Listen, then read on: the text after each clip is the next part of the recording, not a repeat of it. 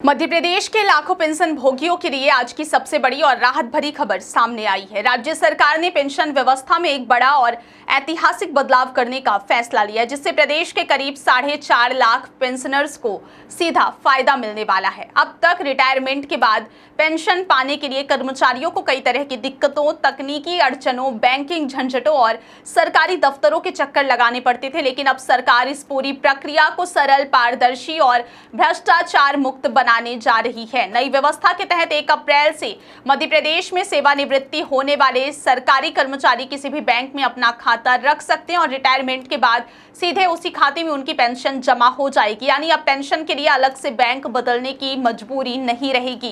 राज्य शासन ने इस नई प्रणाली के लिए भारतीय स्टेट बैंक यानी SBI एकमात्र एग्रीगेटर बैंक नियुक्त किया है। इसका मतलब यह है कि राज्य सरकार पेंशन की पूरी राशि केवल SBI को ट्रांसफर करेगी और फिर SBI प्रदेश के सभी पेंशन भोगियों के खातों में, चाहे उनका खाता किसी भी बैंक में हो, पेंशन की राशि सीधे जमा करेगा। यह बदलाव सिर्फ तकनीकी सुधार नहीं बल्कि लाखों बुजुर्ग पेंशनर्स की जिंदगी आसान बनाने वाला बड़ा प्रशासनिक सुधार माना जा रहा है। अभी तक की व्यवस्था में सबसे बड़ी समस्या यह रही कि कई मामलों में पेंशनर्स को उसी बैंक में खाता बनाए रखना पड़ता था जहां उनकी नौकरी के दौरान सैलरी आती थी। अगर वे बैंक बदलना चाहते थे या फिर किसी दूसरे बैंक में पेंशन लेना चाहते थे तो उन्हें लंबी प्रक्रिया से गुजरना पड़ता था। दूसरी बड़ी समस्या तकनीकी असमानता की थी। महंगाई भत्ते यानी DA में बढ़ोतरी हो, वेतनमान में संशोधन हो या फिर एरियर का भुगतान, इन सबके लिए पेंशन अपडेट करने की प्रक्रिया काफी जटिल थी। यह काम सेंट्रलाइज्ड पेंशन प्रोसेसिंग सेल यानी CPPC के माध्यम से होता था, लेकिन यह सुविधा केवल कुछ चुनिंदा बड़े बैंकों में ही उपलब्ध थी। जिन बैंकों में यह सिस्टम नहीं था वहां पेंशन अपडेट होने में काफी देरी होती थी और पेंशनर्स को महीनों तक एरियर के लिए इंतजार करना पड़ता था। तीसरी बड़ी दिक्कत, हर घर की कहानी, पानी की परेशानी, लेकिन अब और नहीं, क्योंकि न्यूट्रॉन पाइप्स लेकर आए हैं हाई क्वालिटी केसिंग पाइप्स जो बने हैं हाई क्वालिटी मटेरियल से। 40 और 30 kg वेट में न्यूट्रॉन पाइप्स देते हैं आपके बोरवेल की सुरक्षा सालों तक। तो अगर आप भी अपने खेतों में नया बोरवेल करवाने की सोच रहे हैं या फिर अपने खाली पड़े प्लॉट पर बोरवेल करवाने का काम करवाना चाहते हैं, तो बड़े बड़े ब्रांड को टक्कर देने के बाद अब आपके शहर में आ गए न्यूट्रॉन पाइप्स, एक्सपर्ट की पहली पसंद। PPO यानी पेंशन पेमेंट ऑर्डर के ट्रांसफर में होती थी। सेवानिवृत्ति से पहले कर्मचारी का PPO संबंधित बैंक तक भेजा जाता था, लेकिन इस प्रक्रिया में समन्वय की कमी और फाइलों की धीमी गति के कारण कई बार रिटायरमेंट के तुरंत बाद पेंशन शुरू ही नहीं हो पाती थी। चौथी और बेहद गंभीर समस्या वेतनमान फिक्सेशन में होने वाली त्रुटियों की थी।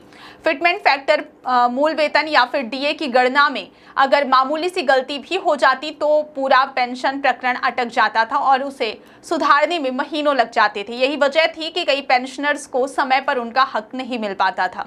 पेंशनर्स एसोसिएशन के अध्यक्ष गणेश दत्त जोशी ने तो इस मौजूदा व्यवस्था पर गंभीर आरोप भी लगाए हैं।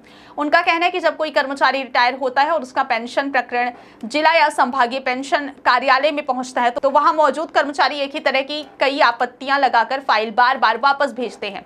उनके मुताबिक ऐसा कई बार जानबूझकर किया जाता है ताकि रिटायर्ड कर्मचारी परेशान होकर उनकी सेवा करे यानी रिश्वत दे और तभी उनका PPO जारी हो। यही वजह है कि सरकार अब पूरी प्रक्रिया को स्थानीय स्तर से हटाकर केंद्रीकृत करने जा रही है। नई व्यवस्था के तहत पेंशन वितरण का पूरा सिस्टम सेंट्रलाइज्ड होगा। SBI के माध्यम से ही पेंशन का भुगतान करेगी। अब तक जो कमीशन और क्लेम कई बैंकों को मिलता था वह अब सिर्फ SBI को मिलेगा, क्योंकि पेंशन वितरण की पूरी जिम्मेदारी उसी के पास होगी। इतना ही नहीं, प्रशासनिक स्तर पर भी बड़ा बदलाव किया गया है। राज्य सरकार ने फैसला लिया है कि प्रदेश के सभी जिलों में मौजूदा जिला पेंशन कार्यालय बंद कर दिए जाएंगे। हालांकि संभागीय मुख्यालय में स्थित पेंशन कार्यालय पहले की तरह ही काम करते रहेंगे, लेकिन पेंशन निर्धारण की पूरी प्रक्रिया अब भोपाल स्थित मुख्यालय से केंद्रीकृत रूप से संचालित होगी। इस व्यवस्था की सबसे खास बात यह है कि इसमें पारदर्शिता के साथ साथ सीक्रेसी भी रखी जाएगी।